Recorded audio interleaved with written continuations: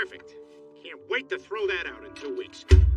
Peter ain't exactly the poster boy for rational thinking, but every now and then he lets go of those truth bombs like it's nothing. So, here's 10 times Peter said what we were all thinking. Number 10. Guests and bathroom dilemma. Boy, am I going to enjoy this meal. Not like last night when I didn't have time to poop before the guests arrived. Family Guy knows how to drop those truth bombs within its wild storylines, and a constant stream of gags. And this one, although short and sweet, is one of the most crucial and cringeworthy. Do I have time? You know what? I'm going to go for it. Son of a bitch! Let's get real. Who hasn't felt the sudden urge to hit the bathroom when the guests are about to land? It's an awkward scenario, no doubt. And it gets a whole lot trickier when you invite people over for dinner, if you catch my drift. In those moments, all you can do is hide that need and attempt to savor the meal. Am I right? Looks like I'm gonna have to pile dinner on top of that. Hey, guys, how are ya? Number 9. The thing about Harold and Kumar. You know me from the movie Harold, Kumar, and Peter Go to White Castle. As you can see, I'm enjoying a White Castle burger. Why? Because I don't do drugs. Inside his crazy world of daydreams and his usual off-the-wall logic, Peter can be a truth-spewing machine when he feels like it. Like when his father-in-law greased him to wage war on weed, he rolled up his sleeves and gifted us with this beauty. It took me 5 minutes to get to White Castle. I didn't get diverted by all those crazy hijinks. Because I don't get high. During that wacky speech, Peter not only dished out some hilarious wisdom about Harold and Kumar going to White Castle, but he also threw a few comments at the beloved How I Met Your Mother sitcom. The voice of the guy from the future, Bob Saget. I mean, the guy on the show, he's already an adult, you know, so it's not like he's gonna grow into Bob Saget. Okay, come on, we all dig the Harold and Kumar movies, maybe as much as we like How I Met Your Mother, but let's keep it real. These are the things we've thought about at some point, right? Thank you for your time. Number 8. Peter's pockets. Thanks again for coming, guys. It really means a lot to me. Of course, honey, we wouldn't miss it. Plus, it's a good excuse to put on my winter coat and find items from last year still in the pocket. For those of us living in places with crazy climate change, and that's pretty much all of us, there's no denying the familiar sensation of slipping into a cozy jacket after several months. Some love it, some hate it. But one thing we can all agree on is we can totally relate to Peter. Sticky pennies, a rock-hard starburst, an appointment card for my next dental appointment that's already come and gone, a ticket stub for a matinee of Interstellar, an unwrapped piece of dentine. Reaching into your pockets again usually means you're in for a surprise. The lucky ones might discover some cash, while the rest of us, just like Peter, stumble upon a random assortment of useless stuff. Refrigerator magnet from local electrician who is now arrested, and balled up tissues with last year's flu on it. You can't help but feel a connection with this scene. Sure, maybe what Peter's pulling out of his pockets is a bit over the top and bizarre, but let's be real, we've all been there. You done with your pocket bits? It's freezing. Number 7. Studio logo frustration. Ah, good. It's starting. Yeah, that's what you say. I can never figure out when the hell the studio logos end and the actual movie begins. All right. Totally get it. These days, hitting the cinema isn't exactly for the impatient. I mean, we have so many studios and distributors involved. As our buddy Peter aptly puts it, it's like they're deliberately trying to mess with our heads. Here we go. Movie! Well, now that seems intentionally misleading. Trying to figure out when the trailers end and the actual movie we came for begins was frustrating enough. But now they've thrown in those endless studio logos. These logos are often way too extra for simple credits. Oh, all right, period movie. Oh, not a period movie. Yeah, folks, wonderful. You're pros at making flashy animated logos. Now let's hope you put that same level of effort in the movie we shelled out for. Oh, this guy's in trouble. Can't wait to hear his story. Oh, come on! Number 6. The truth about bowling alleys. Are you serious? Dad's gonna run the house? Hey, I can do it. I mean, it can't be any harder than that job I used to have at the bowling alley. Bowling alleys. Those distinct spots we've all ventured into at least once. They are a mix of fun and, let's admit it, mystery. It's one of those outings where you'll often say, never again, only to find yourself back there the next month. And Peter, well, he just nailed that perfect description. Bowlerama. Yes, we're open. Oh, yes, we have a wide selection of balls that are way too heavy or have too small finger holes. With nothing more than a phone call and a close-up on Peter, the show treated us to a few minutes of pure magic. Our beloved main character was spitting out truths like there's no tomorrow, making us burst into laughter in the process. Yes, sir. All of the joysticks in the arcade are completely covered in pizza grease. No worries there. Anyone who's set foot in a bowling alley at least once knows all this rings true. And to those who have no clue what we're talking about, seriously, what are you waiting for? There is no smoking, but we do let you smoke. Yes, it's all terrible. Come on down. Number 5, Quagmire's mom. Quagmire, I'm afraid you're under arrest for statutory. All right, but let me just send the pictures I took of her last night to all my friends. A few moments later. Oh yeah, boom!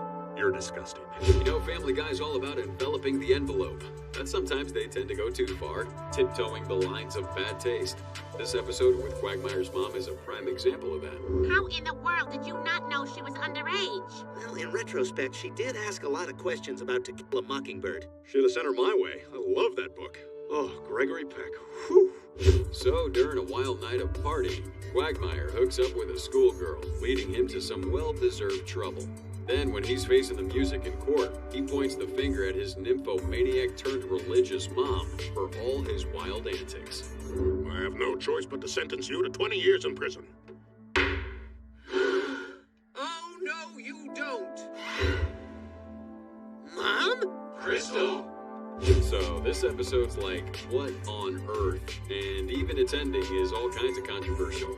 But Glenn's mom's getting cozy with the judge to save him from that well-deserved slammer attempt. But thank God Peter was there, laying on the sarcasm and voicing what was on everyone's mind.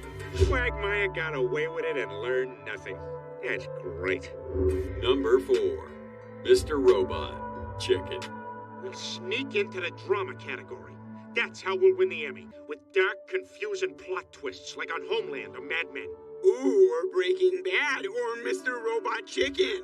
Okay, maybe this ain't exactly what's on everyone's minds, but I bet a bunch of you could totally relate to this scene. The Griffin family was going at it, trying to figure out how to bag an Emmy, and things got a little touchy. No, Chris, it's Mr. Robot Chicken. Mr. Robot Chicken. Many of us think Robot Chicken, kind of like The Amazing Mr. Robot, might be a solid show, but the deal is, watching Peter lay it all out there with no filter and no beating around the bush is just too darn funny not to make our list. Mr. Robot is a critically acclaimed show. Robot Chicken is something kids used to watch in 2006. The thing about these big truths is that even if you don't always see eye to eye, some arguments are just so straight up and awesome that you can't help but give them a nod, right?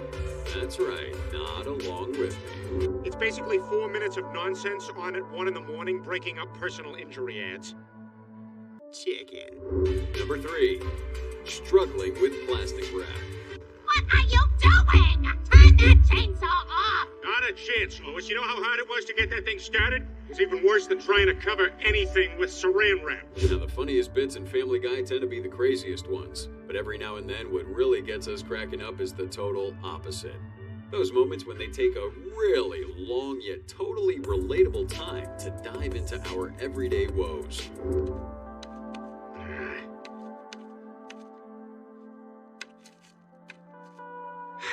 Oh, I'm pretty sure we all relate when we see poor Peter battling it out for over a minute with one of the kitchen's most annoying death traps. That darn near impossible to handle invention, cellophane.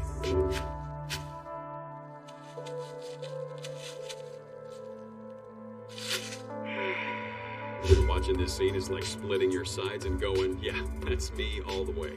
All in one go. It's like seeing yourself in Peter and having a good laugh at your own expense and all those times you've been through it. And to wrap it up, Peter leaves us with one last truth bomb. Perfect. Can't wait to throw that out in 2 weeks. Number 2, gay marriage. Everyone, Ricardo and I are getting married! Ooh, you hear that, Meg? Guys can marry other guys now. So, that's pretty much it for you, isn't it? I mean, you might as well pack it in. Game over. Every now and then, Family Guy takes a break from wild antics to tackle some real-world issues. And this time, they delved into the subject of same-sex marriage. Surprisingly, with style. There you are. Listen, Ricardo and I want to thank you for letting us have the wedding here. Oh, you having the wedding here? While Lois remains skeptical throughout the episode, it's Peter who emerges as the unexpected voice of reason in the Griffin household. He breaks free from his usual antics, dropping truth bombs like a pro. Lois, I don't know what the big deal is. So they're gay. It's not like we're gonna have a gay orgy in the living room. This episode proves that Family Guy, amidst all its craziness, can also serve as a platform for addressing contemporary issues and conveying crucial messages.